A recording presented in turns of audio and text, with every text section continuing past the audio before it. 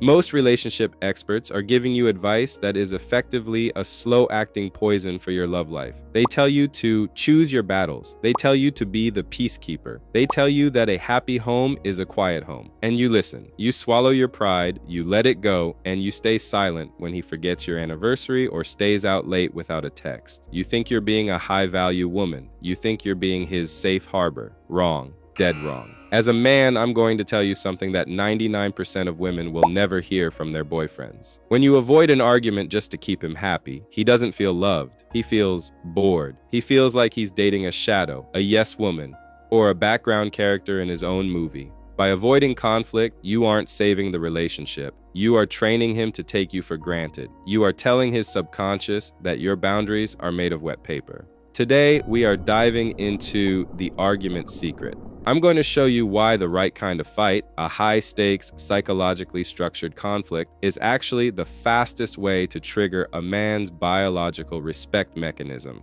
I'm going to teach you how to hurt his ego so effectively that he actually becomes obsessed with winning your approval back.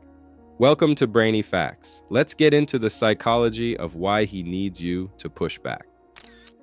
The pleaser trap. Let's talk about biology.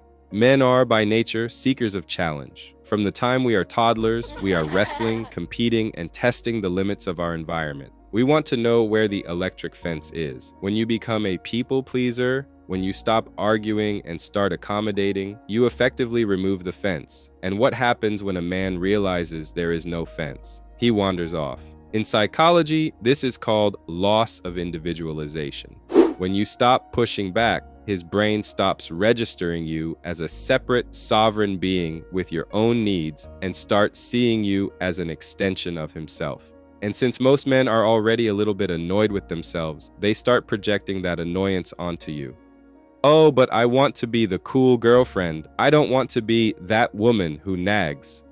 Listen to me. There is a massive difference between nagging and conflict. Nagging is a low-value behavior. It's a repetitive, high-pitched noise that men eventually tune out like white noise or a leaf blower.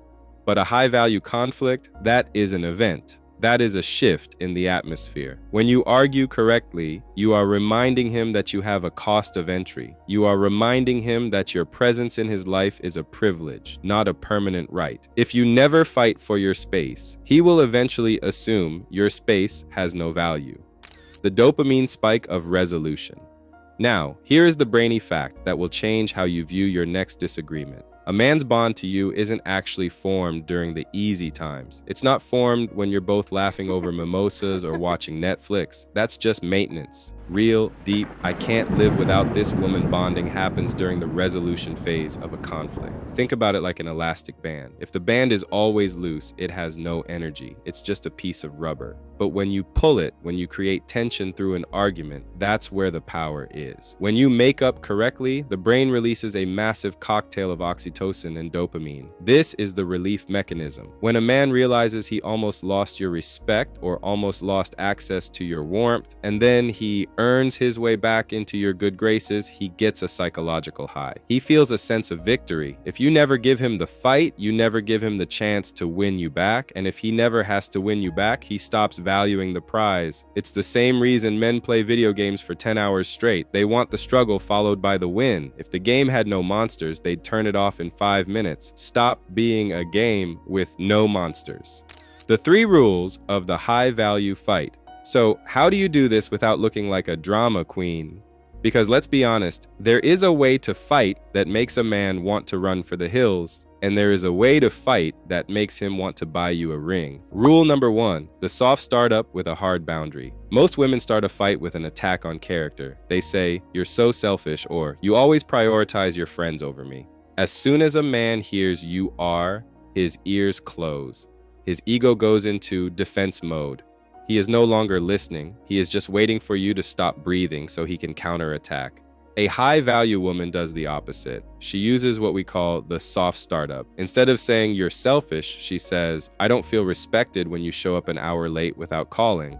Do you see the difference? You aren't attacking him, you are describing a boundary violation. You are telling him, there is a standard for being in my life and you just tripped the alarm. This forces him to look at his own behavior rather than defending his entire personality. It makes him think, I am a good man, but I did a bad thing. I need to fix this to get back into her high value zone. This brings us to rule number 2, the emotional ceiling. If you want to make a man love you through a fight, you have to understand the power dynamics of volume. In every argument, there is a ceiling. Most people think that whoever is loudest is winning. In reality, in the male brain, whoever is loudest is losing control. As a man, if I'm arguing with a woman and she starts screaming, throwing things, or crying hysterically over something small, my brain flips a switch. I stop seeing her as a partner and start seeing her as a child in a tantrum. And you don't commit to a child, you manage them until they quiet down. A high-value woman is the calm in the center of the storm. When he raises his voice, you lower yours. When he gets frantic, you get slower. This is a massive pattern interrupt.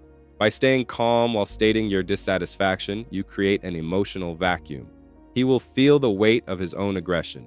He will look at himself and think, why am I yelling at this woman who is speaking to me with such composure? This is how you hurt his ego without saying a mean word. You make him feel like the lower value person in the room because he lost his cool and you didn't. That feeling of I behaved beneath myself is the exact thing that drives a man to apologize and make it up to you with a level of devotion you've never seen before. Now let's talk about the most powerful tool in your arsenal. Rule number 3, the exit strategy. Most arguments go on way too long. You circle the same points, you dig up the past from 3 years ago, and eventually the original point is lost in a sea of resentment. This is where high value turns into high drama.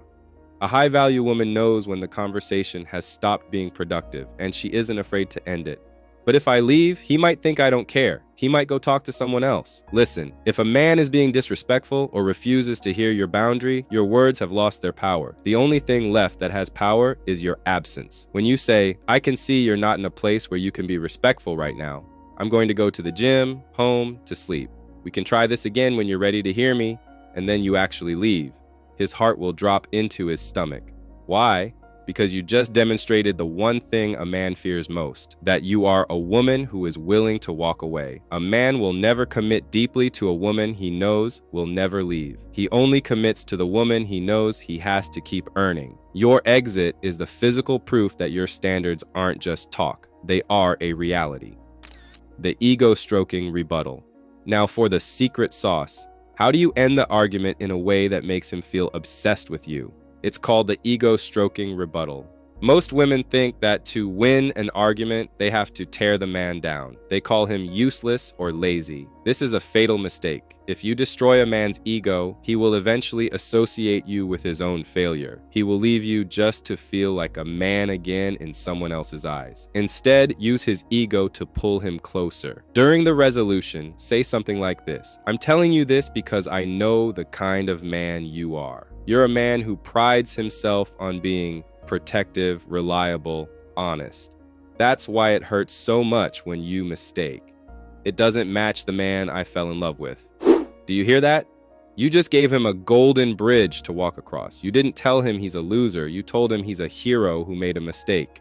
Now, he isn't fighting against you. He is fighting to get back to that hero version of himself that you just described. You are using his own pride to make him a better partner. That is the ultimate brainy fact. A man will move mountains for the woman who sees a version of him that is better than the one he sees in the mirror. Conclusion and the obsession trigger. To wrap this up, conflict isn't the end of love. It is the refining fire of love. When you argue correctly, when you use the soft startup, maintain your emotional ceiling, and utilize your exit strategy, you aren't being difficult. You are being a compass. You are showing him exactly where the boundaries are, and you're giving him the opportunity to be the man who respects them. A man doesn't want a yes woman. He wants a woman who challenges him to be his best self, even if that challenge comes with a little bit of heat. So the next time he crosses a line, don't stay silent. Don't let it go for the sake of peace. Pick the fight, but pick it like a queen, not a victim. Watch his eyes. Watch how his respect for you grows when he realizes he can't just handle you. He has to cherish you.